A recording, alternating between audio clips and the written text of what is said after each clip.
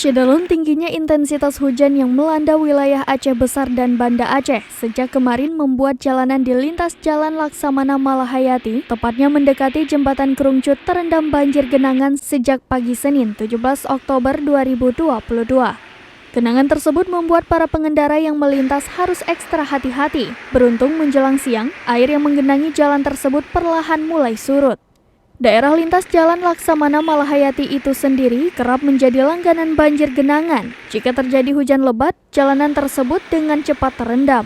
Heriwanda, salah seorang pengendara yang kerap melintas di jalan tersebut, mengeluhkan jalanan tersebut kerap tergenang banjir saat hujan lebat.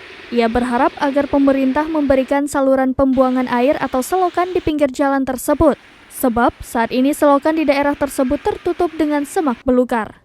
Dari Aceh Besar, Indra Wijaya, Serambi On TV.